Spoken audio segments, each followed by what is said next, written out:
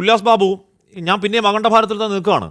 അത് സാധ്യമല്ലെന്നേ, അത് അസാധ്യമാണ്, അത് ഉട്ടോപ്യൻ ആലോചനയാണ്, നടക്കാനിടയില്ലാത്ത ഒന്നാണ്, നടക്കരുതാത്ത ഒന്നാണ്. അതിനെയും പൊക്കിപ്പിടിച്ചുകൊണ്ട് നടക്കാവോ ഇനിയും ഉല്ലാസ് ബാബു? എന്തോന്ന് അഖണ്ഡ ഭാരത്? കോൺഗ്രസിൻ്റെയും അതുപോലെ തന്നെ ഇടതുപക്ഷത്തിൻ്റെയും അതുപോലെ തന്നെ ഹാഷ്മിയുടെയും വാക്കുകൾക്ക് മറുപടി പറയാനുണ്ട്. പക്ഷേ ഹാഷ്മി, ഈ അഖണ്ഡ ഭാരത സങ്കല്പം എന്ന് പറയപ്പെടുന്നത് വിശാലമായൊരു സങ്കല്പമാണെന്ന് അത് നിങ്ങൾക്ക് ഉൾക്കൊള്ളാൻ സാധിക്കാത്തത് എൻ്റെ കുറ്റമല്ല, ഞങ്ങൾക്കത് ഉൾക്കൊള്ളാൻ സാധിക്കും. CPM-നെ സംബന്ധിച്ചിടത്തോളം ചൈനയും ക്യൂബയും അച്ഛനും അമ്മയായി കാണുന്നവർക്ക് സ്വാഭാവികമായിട്ട് ഭാരതത്തിന് അംഗീകരിക്കാൻ ബുദ്ധിമുട്ടുണ്ടാവും. ഭാരത മാതാവിനെയും ബഹുമാനിക്കാൻ ബുദ്ധിമുട്ടുണ്ടാവും. CPI-ക്ക് ബുദ്ധിമുട്ടില്ലാത്തതുകൊണ്ടാണ് അവർ അത് കൃത്യമായിട്ട് ഭാരത് മാതാക്ക് ജയ് കാലങ്ങൾക്ക് ശേഷമാണെങ്കിലും അംഗീകരിച്ചുകൊണ്ട് വിളിച്ചതെന്ന യാഥാർത്ഥ്യം നിങ്ങൾക്ക് മനസ്സിലാക്കണം. നോക്കൂ, അഖണ്ഡ ഭാരത സങ്കല്പം വലിയ സങ്കല്പം തന്നെയാണെന്ന്. നാഷണൽ ആന്തത്തിൽ സിന്ധ് ഇന്ന് പാകിസ്ഥാനില്ല. അങ്ങനെയാണെങ്കിൽ ഹാഷ്മിയുടെ അഭിപ്രായ പ്രകാരം അത് എടുത്തു മാറ്റണമെന്ന് പറയണോ? പിന്നെ മതചിഹ്നം ഉപയോഗിച്ചു എന്ന് പറഞ്ഞു. ഞാൻ ചോദിക്കട്ടെ, ഉല്ലാസ് ബാബുവിന് ആഗ്രഹമുണ്ടോ പാകിസ്ഥാനോട് ചേരാൻ? അല്ല, ഒരു മിനിറ്റ്. മഹാഭാരതത്തിലെ വാക്കുകളായിട്ടുള്ള യഥോധർമ്മ സ്തതോ ജയ എടുത്തു കളയണമെന്ന് സജീഷിന് അഭിപ്രായമുണ്ടോ? സത്യമേവ ജയതേ എടുത്തു കളയണമെന്ന് സജീഷിന് അഭിപ്രായമുണ്ടോ? ഇതിനെ മതചിഹ്നമാക്കി അല്ലെങ്കിൽ ഇതൊരു മതചിഹ്നമാണ് എന്ന് പറഞ്ഞു. അത് പരിപൂർണമായി തെറ്റാണെന്നേ. ഇത് മതചിഹ്നമാക്കി മാറ്റുന്നതും കാവിക്കൊടി ഹിന്ദുക്കളുടെ കളറാണെന്നും ഹിന്ദുയുടെ ചിഹ്നമാണെന്നും അത് മതചിഹ്നമാണെന്നും പറയുന്നതും പരിപൂർണമായി തെറ്റും അറിവില്ലായ്മയും വിവരക്കേടുമാണ്. അത് നിങ്ങളൊരു കാര്യം മനസ്സിലാക്കണം. ഈ നമ്മൾ തിരങ്ക അംഗീകരിക്കുന്നതുമായി ത്രിവർണ്ണ പതാക അംഗീകരിക്കുന്നതിൽ എത്രയോ മുൻപ് തന്നെ കാവ്യപതാകയുണ്ട്. അത് RSSൻ്റെ കാവ്യപതാകയാണ്, RSS വൽക്കരണമാണ് എന്ന് വരുത്തി തീർക്കുന്നിടത്താണ് നിങ്ങൾ ഉണ്ടാക്കുന്ന പ്രശ്നം. പിന്നെ മലീമസമാക്കുന്നു എന്നൊക്കെ രാജു പി നായർ പറഞ്ഞു. ആരാ മലീമസമാക്കുന്ന? മതവാദം കൊണ്ട് ഭരണഘടനയ്ക്ക് എതിരായിക്കൊണ്ട് ഇവിടെ മതരാഷ്ട്രമാണെന്ന് പറയുന്ന ജമാഅത്തെ ഇസ്ലാമിയുടെ മടിയിൽ കിടന്നുറങ്ങുന്ന കോൺഗ്രസ് പാർട്ടിയാണ് പറയുന്നത് എന്ത് മലീമസമാക്കുന്നു എന്ന്. പിന്നെ ബലാത്സംഗങ്ങൾ വരുന്ന സമയത്ത് പ്രയാസമുണ്ടാകുന്നു എന്ന് പറയുമ്പോൾ നിലമ്പൂരിലെ രാധ മരിച്ച സമയത്തും പ്രയാസമുണ്ടായിരുന്നുവെന്ന് കുറച്ചു കാലമായിട്ട് നിലമ്പൂരിൽ പ്രസംഗിച്ചിട്ടില്ല കേട്ടോ. അത് നിങ്ങൾ മനസ്സിലാക്കി വെച്ചോ. പിന്നെ ഇവിടെ മലീമസമാക്കിയത് SDPI പോലെയുള്ള തീവ്രവാദ സംഘടനയെ, PDP പോലെയുള്ള തീവ്രവാദ സംഘടനയെ, ജമാഅത്തെ പോലെയുള്ള അതീവ തീവ്രവാദ സംഘടനകളെയൊക്കെ കൂട്ടുപിടിച്ച് ഒക്കത്തിരുത്തി മുലയൂട്ടി വളർത്തിയത് ഇടതുപക്ഷവും വലതുപക്ഷവുമാണ്. നിങ്ങളാണ് ഈ നാടിനെ മലീമസമാക്കിയത്.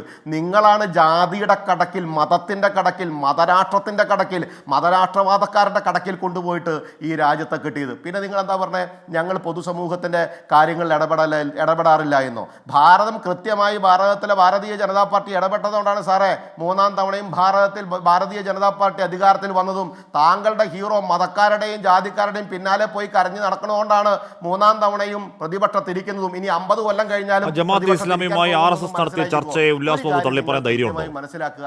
നിങ്ങൾക്ക് ചർച്ചകളും അഭിപ്രായ വ്യത്യാസങ്ങളും ഒക്കെ അങ്ങോട്ടും ഇങ്ങോട്ടും ഉണ്ടായിട്ടുണ്ടാവും. സ്വന്തം ഈ അസോസിയേറ്റ് ആക്കി കൂടെ നിർത്തിക്കൊണ്ട് ഭരണഘടനയ്ക്ക് കൃത്യമായി വിരുദ്ധമായി കൊണ്ട് മതരാഷ്ട്രവാദം വേണമെന്ന് പറയുന്നവരെ രാഷ്ട്രീയമായി ഉപയോഗിച്ചുകൊണ്ട് ആ താല്പര്യം ജമാഅത്തെ ഇസ്ലാമിയുമായി ചർച്ച നടത്തിയ RSSനെ തള്ളിപ്പറയാൻ ഉല്ലാസ് ബാബു തയ്യാറുണ്ടോ? SDP ആയിക്കോട്ടെ, PDP ആയിക്കോട്ടെ, ജമാഅത്തെ ആയിക്കോട്ടെ, ഈ കോൺഗ്രസ് പാർട്ടിയും ഈ കമ്മ്യൂണിസ്റ്റ് പാർട്ടിയും കൊണ്ട് നടക്കുന്നത് നിങ്ങൾ കൃത്യമായി കാണാതെ ഹാഷ്മി സംസാരിക്കുന്നത്. ജമാഅത്തുമായി ചർച്ച നടത്തിയ RSSനെ തള്ളിപ്പറയാൻ ഉല്ലാസ് ബാബു തയ്യാറുണ്ടോ? നിങ്ങൾക്ക് ഭാരത് മാതാ സങ്കല്പത്തെ നിങ്ങൾക്ക് ഭാരത് മാതാ സങ്കല്പത്തെ അംഗീകരിക്കാൻ പറ്റില്ല, കാവിക്കൊടിയെ അംഗീകരിക്കാൻ പറ്റില്ല. അതൊക്കെ RSS ആണെന്ന് പറഞ്ഞ് RSS വൽക്കരണം നടത്തും. നല്ല കാര്യമേ. ഭാരത് മാതാ സങ്കല്പത്തെയും ഭാരതത്തിന്റെ സംസ്കാരത്തെയും പൈതൃകത്തെയും എല്ലാം ഞങ്ങൾ അംഗീകരിക്കുന്നു എന്ന് പറയുന്നതിൽ ഞങ്ങൾക്ക് ഒരു വിരോധവുമില്ല. ഞങ്ങളുടെ വൽക്കരണമായി കണ്ടോളൂ. ആ വൽക്കരണത്തെ ഞങ്ങൾ അംഗീകരിക്കുന്നു, ബഹുമാനിക്കുന്നു. പൊതുസമൂഹവും ഈ കോൺഗ്രസോ ഈ കമ്മ്യൂണിസ്റ്റോ. പിന്നെ എന്താ സജീഷ് പറഞ്ഞ? സജീഷിന്റെ പ്രവർത്തനമൊക്കെ ഞങ്ങൾ നന്നായി കണ്ടിട്ടുണ്ട്. 16 ചുരുക്കം വെട്ടണമെന്ന് ഇന്ത്യയെ പറഞ്ഞ നിങ്ങൾ, പിന്നീട് അത് 17 വെട്ടണമെന്ന് പറഞ്ഞ് നിങ്ങൾ ഇതിൽ അട്ടിമറിക്കാൻ ശ്രമിച്ച നിങ്ങളുടെ ചരിത്രമൊന്നും ഞങ്ങളോട് നിങ്ങൾ പറഞ്ഞു പഠിപ്പിക്കേണ്ട. ഭാരത സങ്കല്പവും ഭാരത സ്നേഹവും അഖണ്ഡ ഭാരത സങ്കല്പത്തിൽ പരിപൂർണമായി നിലനിന്നുകൊണ്ട് തന്നെ ഈ നാടിന്റെ പവിത്രതയും ഈ നാടിന്റെ പൈതൃകവും ഉല്ലാസ് ബാബു ആഗ്രഹിക്കുന്നത് നാളെ പാകിസ്ഥാൻ ഇന്ത്യയുമായിട്ട് ചേരുമെന്നുള്ളതാണ്. പിന്നെ നിങ്ങൾ ഈ പറയുന്ന പാക് വിരുദ്ധതയ്ക്ക് എന്ത് ആത്മാർത്ഥതയാണ് കൊണ്ട് തന്നെയാണ് സാറേ ഈ രാജ്യം 3-ാം തവണയും നരേന്ദ്രമോദി ഭരിക്കുന്നത്. പാകിസ്ഥാൻ നാളെ ഇന്ത്യയുടെ ഭാഗമാകുമെന്ന് ഉല്ലാസ് ബാബു വിശ്വസിക്കുകയാണ് ആത്മാർത്ഥമായി. ആ മണ്ടൻ ചിന്ത വെച്ച് പുലർത്തിക്കൊണ്ട് ഉല്ലാസ് ബാബു എങ്ങനെയാണ് ആത്മാർത്ഥമായി പാകിസ്ഥാൻ വിരുദ്ധത പറയുക? നാളെ നിങ്ങളുടെ കൂടെ ചേരേണ്ട രാജ്യമല്ലേ പാകിസ്ഥാൻ? നിങ്ങളുടെ അഖണ്ഡ ഭാരത സങ്കല്പം ശരിയാണെങ്കിൽ ഉല്ലാസ് ബാബു അതിവിദൂരത്തല്ലാതെ വരും. ശരി. ഉല്ലാസ് ബാബു, നിങ്ങൾ ഈ പാകിസ്ഥാൻ വിരുദ്ധത പറയുന്നത്, നാളെ പാകിസ്ഥാൻ ഇന്ത്യയുമായിട്ട് ചേർന്ന് ഇന്ത്യയും പാകിസ്ഥാനും ഒറ്റ രാജ്യമാകും സ്വപ്നം കാണുന്ന നിങ്ങൾ ഈ പാകിസ്ഥാൻ വിരുദ്ധത പറഞ്ഞത് എന്ത് ആത്മാർത്ഥമാണ് ഉല്ലാസ് ബാബു? അപ്പോൾ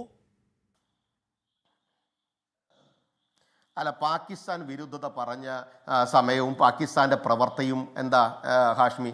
പാകിസ്ഥാൻ ഭാരതത്തിനോട് എതിരായി പ്രവർത്തിച്ചുകൊണ്ട്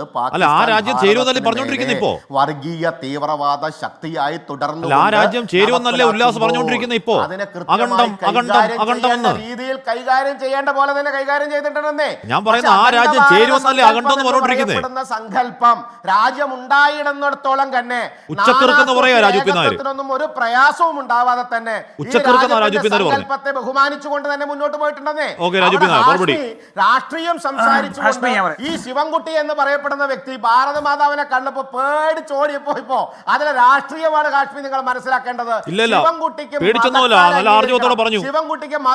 നിങ്ങളുടെ ഈ പറയുന്ന പാകിസ്ഥാനുമായി ചേരുന്ന അഖണ്ഡവാദ സങ്കല്പം അല്ല എന്റെ രാഷ്ട്രസങ്കല്പമൊന്നും, എന്റെ രാഷ്ട്രസങ്കല്പം ഇന്ത്യ എന്ന സങ്കല്പമാണെന്നും അതിന് മീതെ ഒന്നും ഇല്ലെന്നും പറഞ്ഞിട്ട് ഇറങ്ങി വന്നേ.